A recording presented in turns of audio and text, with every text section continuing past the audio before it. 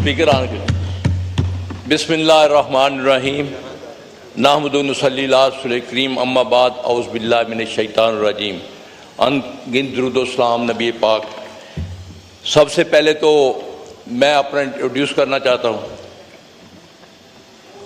ख्वाजा आसिफ साहब बहुत अच्छी तरह जानते हैं अल्लाह के फजल व करम से और नबी आखिर ज़मां की रहमत से और अपने हल्के के अवाम की अक्सरियत से अल्लाह ताला ने सही फॉर्म 45 जनवरी से मुझे इस हाउस में भेजा है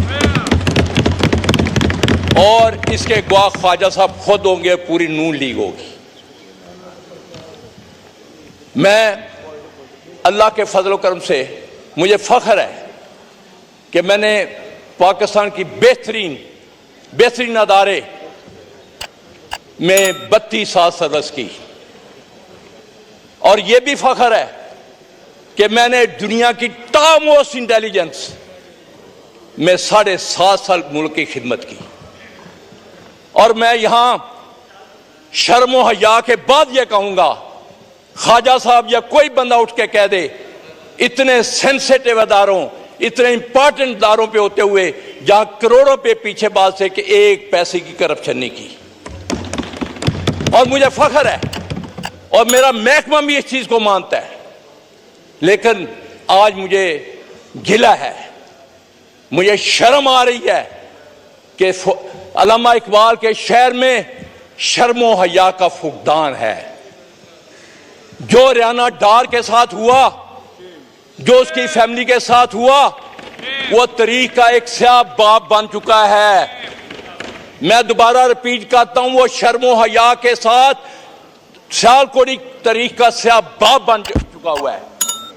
उसके बाद हमारे घरों में ख्वाजा से उठकर कह दे अजीम नूरी जैसा शीफो नफ्स सोमो सलात का पाबंद, उसके घर रात के 2-3 बजे पुलिस दाखिल होती है, बच्चियों को बाहर निकाला जाता है और आज तक शर्म व हया के वो एक दफा मजम्मती लफ्ज नहीं कहे, जबकि मैंने ख्वाजा साहब खड़े होकर कह दें कि इनके लिए आवाज उठाई थी कि नहीं। आज मुझे तकलीफ है, मुझे मेरे महकमे ने जिसकी मैंने खिदमत की, मुझे भी 5 दिन अगवा किया गया।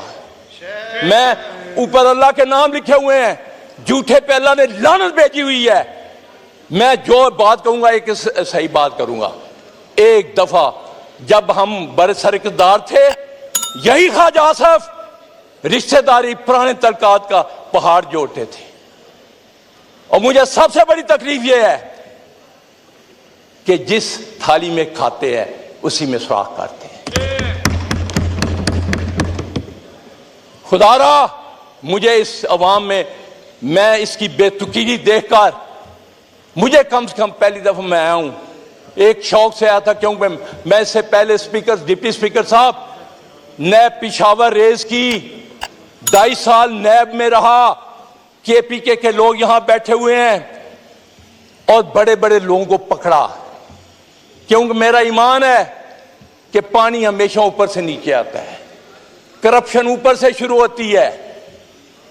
मेरे सबसे बड़े पहले 3 चीफ मिनिस्टर, चीफ सेक्रेटरी साहब का, और वहां गाड़ियां चलनी बंद हो गई थी।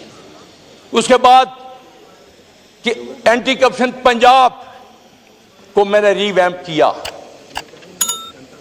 जिसकी तारीफ इनके एमएनए, अभी यहां एक वजीर साहब नहीं बैठे हुए, उन्होंने शहबाज शरीफ को जाकर कहा कि ऐसे बंदों को मत निकालो जो करप्शन के खिलाफ जिहाद कर रहे हैं। हम गुलाम नहीं हैं, हक सच बोलने वाले हैं। ये बजट पे तकरीर मैं करना चाहता हूं, लेकिन मैं आपको बताना चाहता हूं ये बजट स्वाय एक अदादोशुमार का गोरखपन के अलावा कुछ नहीं है। मैं कौन सा फील्ड लूं? किसानों के साथ जो हुआ, ख्वाजा साहब ने एक दफा आवाज नहीं उठाई, मैंने इस हाउस पे कहा और आज भी कह रहा हूं, जिन लोगों ने गंदम बाहर से मंगवाई जिसकी क्वालिटी भी खाने के काबिल नहीं थी, क्यों नहीं आज तक उनको यहां खड़ा किया गया, उनके खिलाफ इंक्वायरी नहीं हुई। एक सैटी को चंद बंदों को सजा देकर सस्पेंड करके कहते इंक्वायरी हो गई।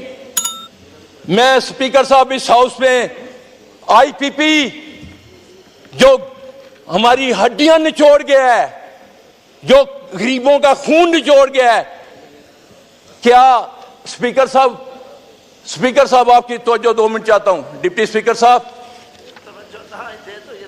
डिप्टी स्पीकर साहब, मैं बैठ जाऊं?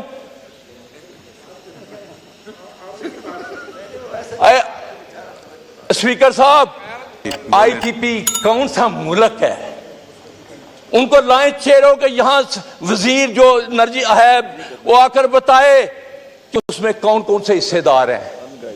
125 पैसे के पैसे आप दे रहे हैं ख्वाजा साहब, जबकि प्रोड्यूस 48 कर रहे हैं। जब कोई इंक्वायरी होगी तो उनमें 3 फैमिलियां आएंगी जो बरसरकदार है।